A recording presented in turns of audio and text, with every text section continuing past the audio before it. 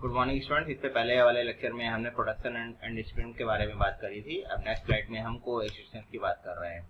इससे पहले आपने इसको पढ़ा भी है, फिर भी मैं एक बार रिवाइज कर दे रहा हूँ। यहाँ पे 4 ऑर्डर की पूरी एक यूनिट दी हुई है। 4 ऑर्डर में यूनिट्स दी हुई हैं। इसके एनर्जाइज कैसे होता है, सेल्फ ऑर्गेनाइजेशन कैसे होता है, पार्टिसिपेशन कैसे होता है, एक्टिविटी कैसे होती है, इनहेरिटेंस कैसे होता है, उसके बारे में आपको बताया हुआ। 4 ऑर्डर के बारे में आपको मालूम है, physical, pranic, animal and human होते हैं।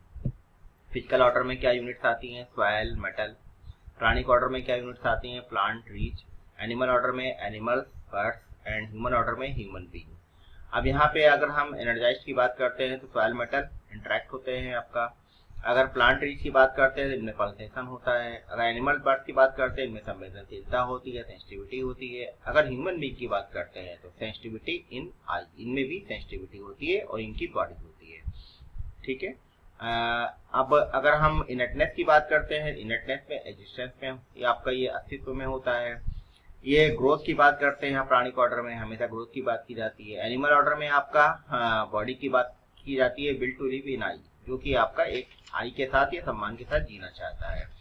अगर हम यहाँ पे ह्यूमन बीइंग में बॉडी की बात करते हैं तो यहाँ पे क्या बात आती है, will to live with continuous happiness in I. देखिए, with continuous happiness animal order में नहीं थी, कहाँ पे आ गई, आपकी ह्यूमन बीइंग में। ह्यूमन ऑर्डर में आपका how will to live with continuous happiness in I की बात यहाँ पे हो रही है।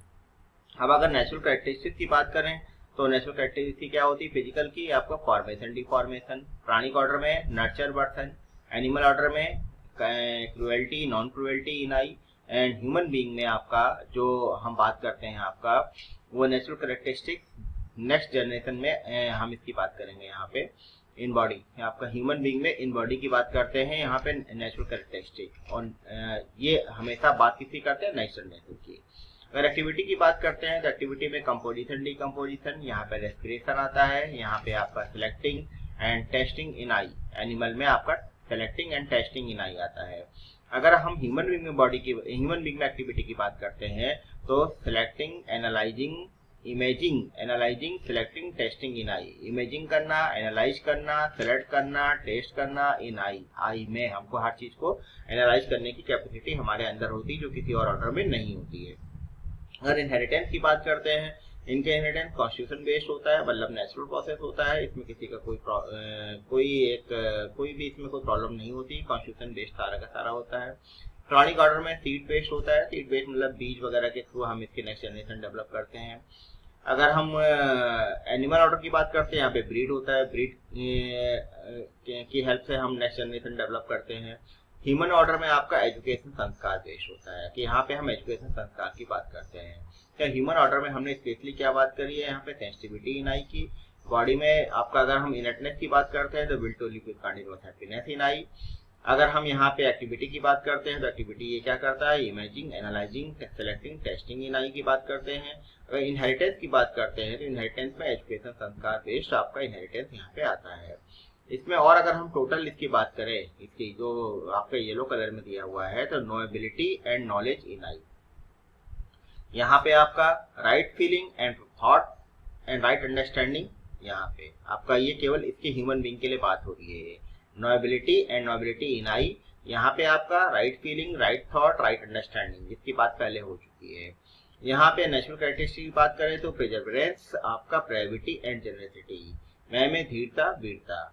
और अगर हम यहाँ पे एक्टिविटी की बात करें तो आपका अंडरस्टैंडिंग, समझने की क्षमता, और ये किसके साथ आता है, एजुकेशन संस्कार के साथ आता है। देखिए यहाँ पे आपका ये रेड लाइन बनी हुई है, यहाँ पे भी रेड लाइन बनी हुई है, इसका मतलब क्या है, आपका ये एजुकेशन संस्कार के साथ आता है। आपको ये नीचे ये दिखाई दे रहा है, जो मैंने अभी आपको स्लाइड इसको नीचे किया है। Knowability, knowledge in I, right feeling, right thought, right understanding, perseverance, brevity and generosity, यहाँ पे पोटेंशियल फॉर अंडरस्टैंडिंग। तो ये आपका पूरा किसके साथ डेवलप होता है, ह्यूमन एजुकेशन एंड संस्कार के साथ डेवलप होता है। तो ये आपका पूरा एक अस्तित्व के बारे में बताया हुआ था कि नेचुरल प्रोसेस में जो आपके 4 ऑर्डर्स होते हैं, वो चारों ऑर्डर्स किस तरीके से काम करते हैं। उनके अंदर आप हर एक पॉइंट पे बात करिए तो क्या क्या चीजें उनके अंदर आती हैं। तो इनको अगर हमें लिखने के लिए आता है तो इनको हम पूरा एक डिटेल में यहाँ पे एक्सप्लेन कर सकते हैं।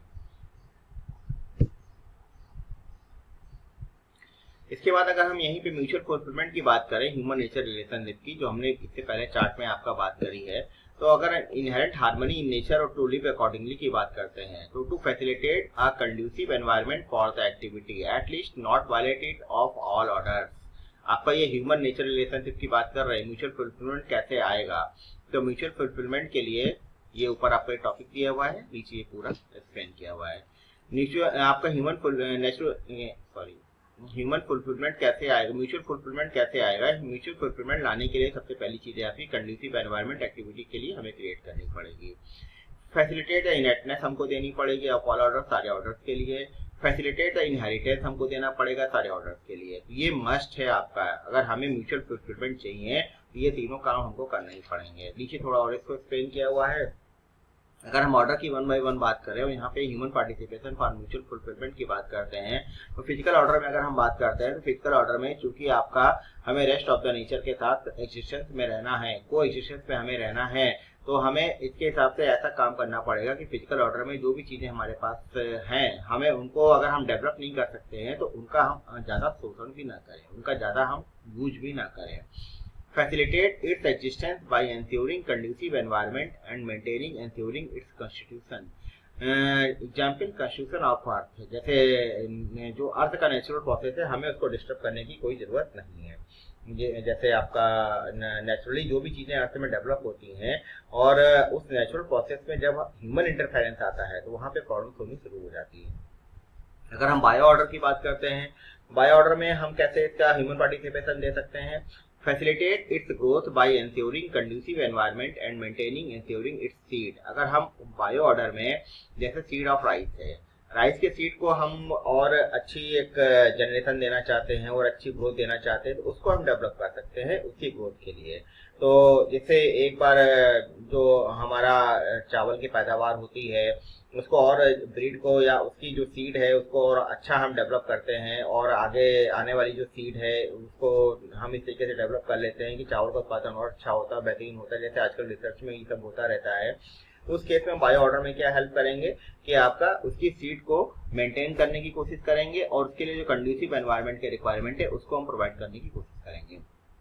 अगर हम एनिमल ऑर्डर की बात करते हैं, एनिमल ऑर्डर में क्या करना है, to ensure its will to live maintaining ensuring its breed. उसकी ब्रीड जो होती है एनिमल की, उसकी ब्रीड को डेवलप करने की कोशिश करनी है।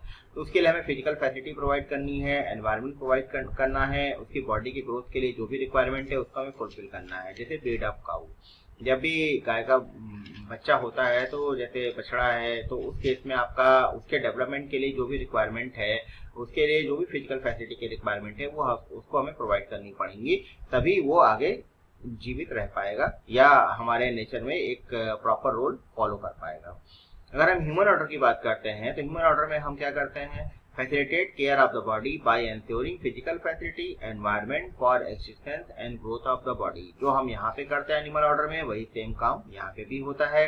जो हमारी नेक्स्ट जनरेशन आती है उसकी बॉडी के केयर के लिए जो भी फिजिकल फैसिलिटी की रिक्वायरमेंट है, जो भी एनवायरनमेंट के रिक्वायरमेंट है, उसकी ग्रोथ के लिए जो भी रिक्वायरमेंट है, वो सारी रिक्वायरमेंट को फुलफिल करने की कोशिश करते हैं। लेकिन ह्यूमन ऑर्डर में एक चीज और आती है, हमें चूंकि यहाँ पे कंटिन्यूअस हैप्पीनेस में रहना है, राइट अंडरस्टैंडिंग के साथ रहना है, तो अगर हमें कंटिन्यूअस हैप्पीनेस चाहिए उस केस में हमें ह्यूमन एजुकेशन संस्कार को डेवलप करना पड़ेगा। तो ये सबसे डिफरेंट है ह्यूमन एजुकेशन संस्कार। यहाँ पे हमें ह्यूमन एजुकेशन संस्कार भी डेवलप करने की रिक्वायरमेंट आएगी to participate in developing maintaining undivided society and universal human order. अगर हमें इसे को यूनिवर्सल ह्यूमन ऑर्डर तक लेके जाना है तो अपनी नेक्स्ट जनरेशन में ह्यूमन एजुकेशन संस्कार को डेवलप करना पड़ेगा, उसके बाद ही हम ह्यूमन ऑर्डर की प्रॉपरली बात कर सकते हैं। तो हमने क्या बताया, फिजिकल ऑर्डर में हमको क्या चाहिए, आपका जो कॉन्स्टिट्यूशन नेचर का है उसके हिसाब से हमें नेचर को काम करने देना चाहिए, उसमें ह्यूमन इंटरफेरेंस की कोई रिक्वायरमेंट नहीं है। उसके लिए जो कंडीसिव एनवायरनमेंट है हम केवल उसको प्रोवाइड कर सकते हैं, उसमें कुछ चीजें में हमें चेंज करने की कोई जरूरत नहीं होती है। बायो ऑर्डर में हमें क्या करना है, आपका सीड को डेवलप करने के लिए या सीड के लिए जो भी कंडीसिव एनवायरनमेंट की रिक्वायरमेंट है वो हमें प्रोवाइड करना है। एनिमल ऑर्डर की अगर बात करते हैं तो एनिमल ऑर्डर में हमको क्या करना है, आपका उसके बॉडी के डेवलपमेंट के लिए फिजिकल फैसिलिटी, एनवायरनमेंट और जो भी एग्जिस्टेंस के लिए जो भी हमें एनवायरनमेंट देना है वो सारी चीजें आप प्रोवाइड कर सकते हैं। जैसे काऊ की ब्रीड को डेवलप होने के लिए जो हम कोशिश करते हैं, जो भी चीजें हम उसके लिए प्रोवाइड करते हैं वो सारी चीजें इसमें आती हैं। अगर ह्यूमन ऑर्डर की बात करते हैं तो वहाँ पे क्या आ जाता है, facilitate care of the body by ensuring physical facility environment for existence and growth of the body. लेकिन क्योंकि ह्यूमन ऑर्डर की बात कर रहे हैं तो यहाँ पे हम कंटिन्यूअस हैप्पीनेस म्यूचुअल प्रॉस्पेरिटी में रहने की कोशिश करते हैं, तो उसके लिए हमें ह्यूमन एजुकेशन संस्कार चाहिए। अदरवाइज ह्यूमन बीइंग में और एनिमल में कोई डिफरेंस नहीं रह जाएगा। ह्यूमन बीइंग में एनिमल में वही डिफरेंस है आपका, क्योंकि एनिमल में भी हम नेक्स्ट जनरेशन की बॉडी के डेवलपमेंट के लिए आपका एनवायरनमेंट प्रोवाइड करते हैं, ह्यूमन ऑर्डर में भी नेक्स्ट बॉडी के जनरेशन के लिए एनवायरनमेंट प्रोवाइड करते हैं। लेकिन आपका चूंकि एनिमल ऑर्डर में कॉन्सियसनेस नहीं होती है, ह्यूमन ऑर्डर में क्या आ जाती है, कॉन्सियसनेस आ जाती है। तो वहां पे आपका आई काम करता है, वहां पे सेल्फ काम करता है, तो वहां पे म्यूचुअल हैप्पीनेस चाहिए, कंटिन्यूअस हैप्पीनेस चाहिए, म्यूचुअल डेवलपमेंट चाहिए। वहां पे उन सारी चीजों को प्रोवाइड करने के लिए ह्यूमन एजुकेशन संस्कार सबसे मस्ट है। उसके बाद ही हम कह सकते हैं कि आप अनडिवाइडेड सोसाइटी के लिए म्यूचुअल फुलफिलमेंट का काम कर रहे हैं या यूनिवर्सल ह्यूमन ऑर्डर के लिए म्यूचुअल फुलफिलमेंट का काम कर रहे हैं। तो यहाँ पे हमने बात करी है mutual fulfilment in human nature relationship.